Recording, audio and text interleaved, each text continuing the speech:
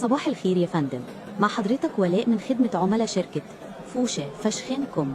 ممكن أعرف اسم حضرتك؟ أنا اسمي الحج متولي. تحت أمرك يا فندم، أقدر أساعد حضرتك إزاي؟ النت قاطع عليا بقاله يومين وأنا زهقت.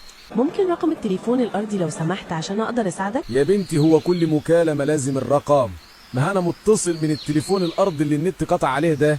يا بنتي أقسم بالله أنتوا زهقتوني في عيشتي. معلش يا حاج، هو ده إجراء لازم نعمله عشان أتأكد من بيانات حضرتك. خد يا بنتي يكش ترتاحوا وتريحونا بقى وتصلحوا النت الخربان ده.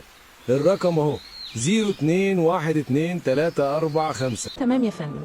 ممكن ثواني بس هشوف المشكلة على السيستم عندي. شوفي يا بنتي شوفي، ما جاتش على الثواني بتاعك دي. تمام يا حاج متولي، أنا شايفة إن الراوتر بتاع حضرتك محتاج راستر. يا دي الريستار ده وسنينه السودة، كل شوية أفصله وأوصله. هو أني بلعب معاك وعسكر وحرامية؟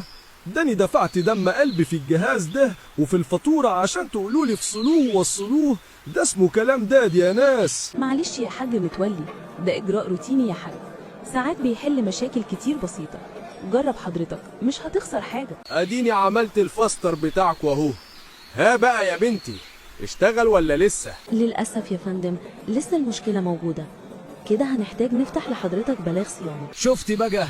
أهي دي كانت نهايتها، بلاغ صيانة. يعني إيه لازمة الراستر ده بقى اللي ضيعت فيه نص ساعة من عمري وعمرك؟